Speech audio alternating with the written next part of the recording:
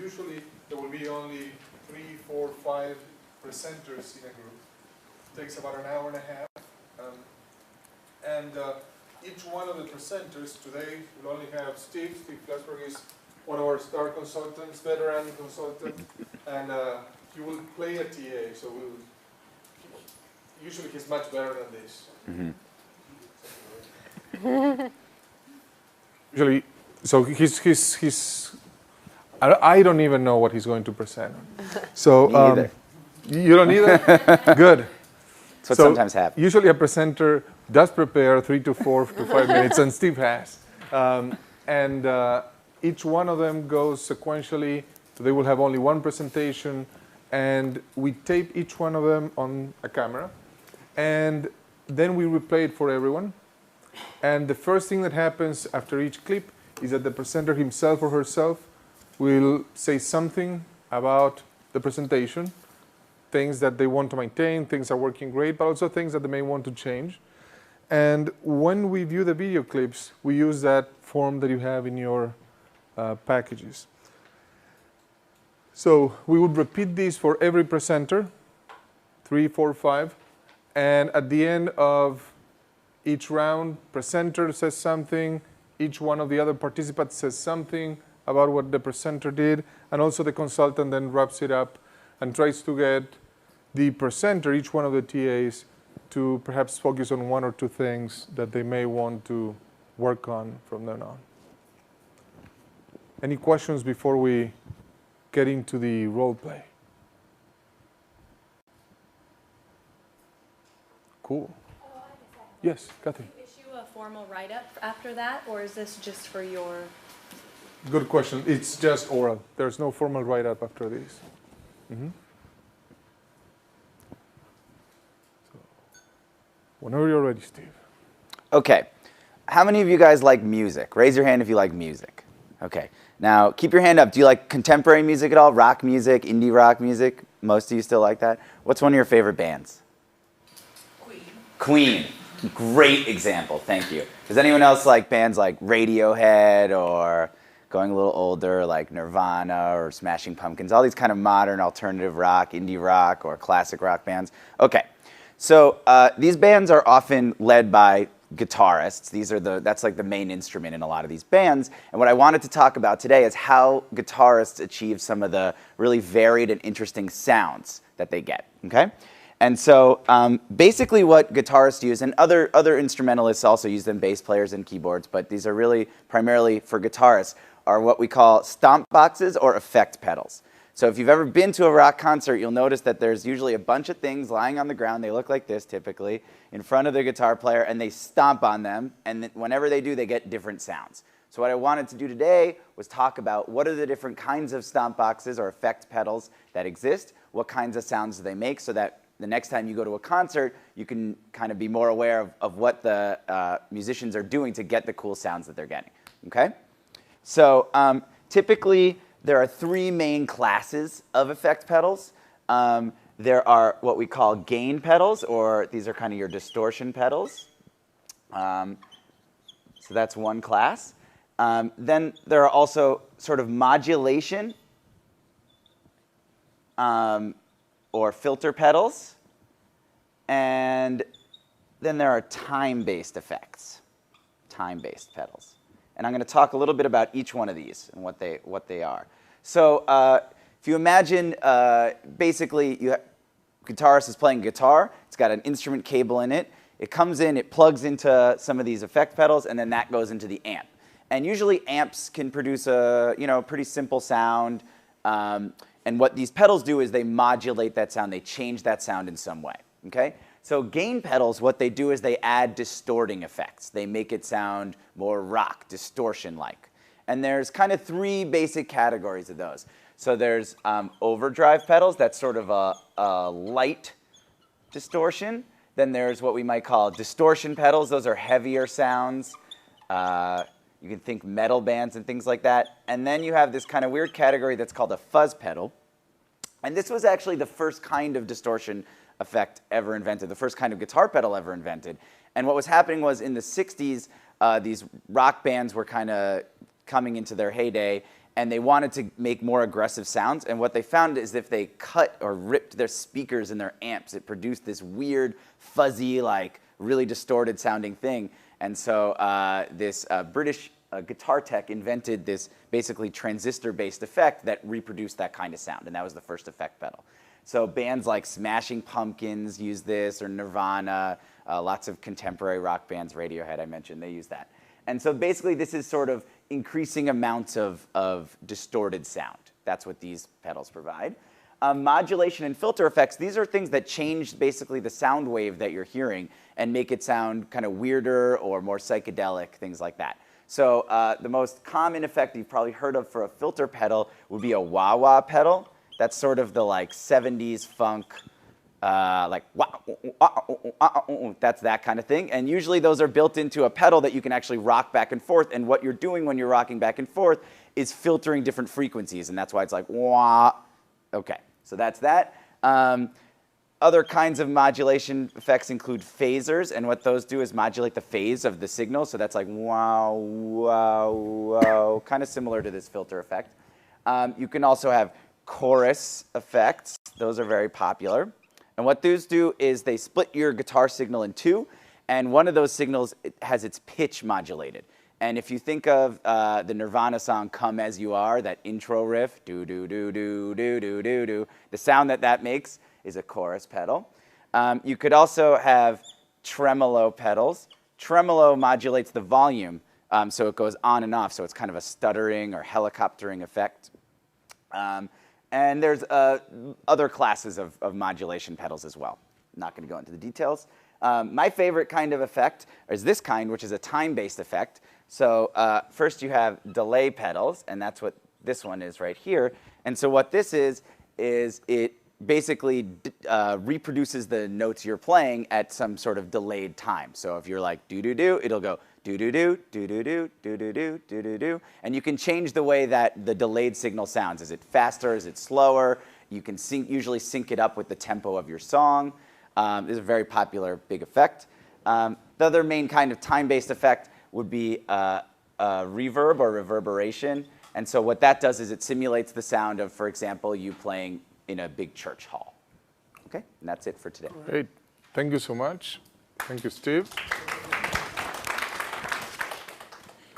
So usually what would happen here, whoops, is that then the next presenter would come and he or she would be taped and so forth until we're done with all the presenters. And then the consultant, in this case me, would unplug the camera from here and plug it to the projector that you may have in the room. In this particular case, we'll have to use that TV because there are no speakers in the room. The projector wouldn't work. So that's one of the things that you have to check too, whether the room where we're going to be doing the micro-teaching has all the equipment necessary to make this work. And as we watch the clip, the same presentation again, try to write down what do you think are some aspects to maintain, things that Steve is doing great, and some suggestions you may have for improvement.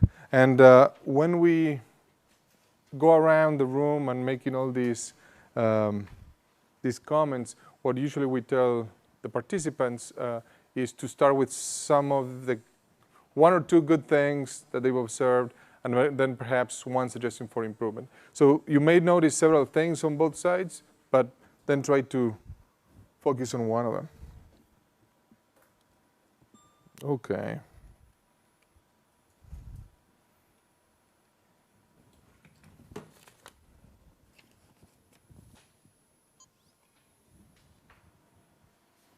Let's see if the volume. Okay. How many of you guys like?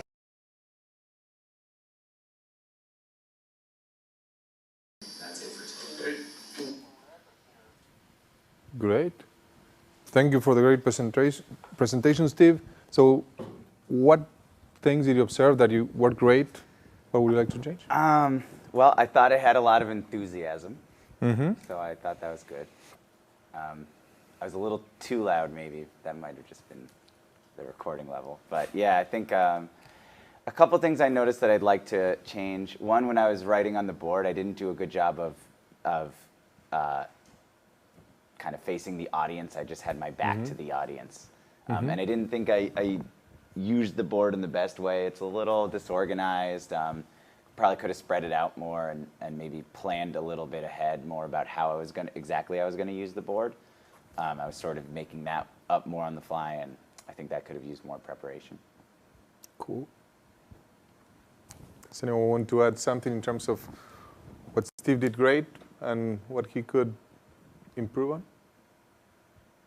Yes, Jess? Have you noticed how much easier it is for somebody who's left-handed to write on the board? Yeah, Because it doesn't, you don't block. And that was really interesting to see. Oh, that's a good point. I do get marker on my hands, though. I thought it was good that you sort of set the stage of like, this is what I want to talk about today, and then you started with, you know, there are 3 classes, and so it kind of already gets students in the mindset, okay, this is what the structure is going to be.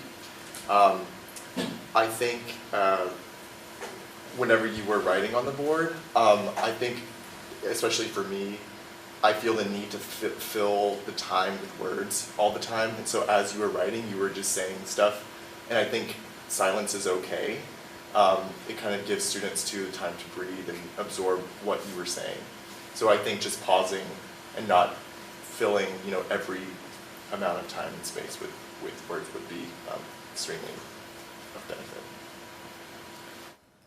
What I wasn't sure about is who was the audience of this, what class was this?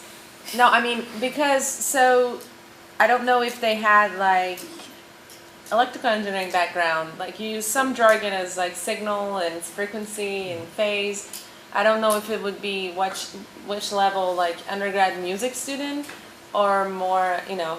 So, in either case, I think, I mean, in some ways jargon is fine, other ways it would need more respect. So you did the best when you explained the delay, because that was very clear. So I really liked the voicing of the effects. I thought that was great. But maybe bring in some clips of each example. That way, they could actually see what it sounds like. And we have one more. I like how you engaged us early on by asking questions, and I wish I could have seen more of that throughout the rest of the talk. That's very. I like how you guys phrased it kind of like, here's something you did great. What if you could extend it more? It's a really nice lead-in to kind of an improvement that kind of nicely couches it. Not argumentative, not accusatory, but like, hey, you did this great, let's do more. And Steve, of everything you've seen and also kind of the feedback you've heard from the other participants, is there anything that resonates with you in terms of doing more or doing less? Yeah, I like the comment of that I don't have to fill the space. Sometimes I think I'm afraid of silence, so I think that's a good comment to do that. And I like the suggestions of more kind of actual examples, sound samples, for example, and also more kind of questions and engaging with the audience a little more. So I like all those suggestions. Do you think you have a kind of good strategies in place that could help you implement that in class? Yeah, I think so. Now, I'm unlikely to lecture about guitar pedals in my psychology classes, but if I did... I was about to enroll in your class just because of it. So kind of stepping back a little bit, of course, this would be done in a smaller setting, so the camera would be closer, and there will be only 3 or 4 other participants, and everyone in that group would say something. I wouldn't just sample, but go one by one. But what questions do you have on how it works or potential problems that you may face?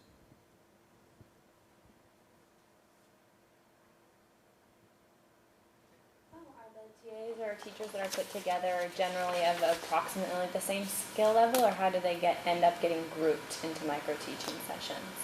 That's a great question. At this point in CTL, all the micro-teaching sessions that we do are at the request of a department. So what that means is that usually it's a cohort of new TAs from, say, CWE or communication or sociology, whatever that may be. Actually, communication is doing it this quarter. In the past, we used to have kind of open micro-teaching sessions that anyone in the university could sign up for them, and those were great because we had very diverse presentations and diverse feedback. But we phased them out for a couple of reasons. One was that we didn't have many takers. It was offered at the beginning of the quarter in TA orientation. But the second one was that there were staffing constraints. So perhaps in the future we reconsider and open this up with enough equipment and consultants and having a good outreach to all TAs, so that if you're in a department who runs it, great. But if you're not, then you also have the opportunity of doing micro-teaching organized centrally by CTL. Can I make one quick comment? Sure. I think in response to your question, I think you raised a really good point, which was that it wasn't clear who my audience was, and I was just doing it kind of randomly. But that is a real issue that sometimes comes up. Even if you're having 4 or 5, let's say, chemists come in to give their little lectures. Sometimes one of them might be in a more advanced class or maybe even a graduate class. It's hard to know. So that's something you can ask the participants if you're holding one of these sessions, like, oh, is this coming from an actual lecture? Or you can kind of talk to them about it beforehand, because that's going to impact your feedback. So for example, if I was giving this to an electrical engineering crowd, then you'd want to say, well, maybe you could actually make it more sophisticated and bring that in. But if I'm doing it to less intro music class or something, then maybe keep out the technical terms. So that's going to maybe impact your feedback. And I experienced that last year. I did one with a group from sociology, which was great, but then it was unclear at some points who the audience was. So it was, sometimes the jargon is this stuff they've already know. If not, you need to make sure to define your terms, for example. One thing I wanted to add about that, in chemistry, when we did them, it's all first-year chem grad students, and the person practicing is doing undergraduate chemistry, and then when they're trying to engage the audience, it was always a little awkward because they would ask a question that everyone there knew, but they didn't know if they were supposed to pretend to play dumb or something to try to interact with them. So I tried to start the micro-teaching sections telling all the other people watching to pretend they're an undergrad, and don't be afraid to make a mistake to get the TA to deal with that. So I played really dumb sometimes. I would just be I don't know, put water in it. Yeah. And that would be totally the wrong answer. Just to see how the TA would do that. And we're running out of time in this section, but we're happy to, I guess, one-on-one if you want to run your department and you want more guidance. There are several logistical little things that can ruin micro-teaching. And Steve and I could say many things about what could happen wrong in a micro-teaching session if the room is not prepared, if the camera is not working right, and so forth. And also in terms of you as a participant, you had just been trained on how to give feedback on video recordings. Perhaps the participants you have in the audience need a little bit more prep than what I just did, so that they have good instructions on how to say things nicely or not. And with that, yeah, Jen. One last thing I want to note is notice how Steve got to go first. And that means that the TA usually gets to bring up the most awkward thing that you might not want to say, so you don't have to worry about, if he was blocking the board, he notices that right away, or if, there's some personal thing that he does. So it's always nice to give the TA the opportunity to say the thing they're most concerned about from the get-go.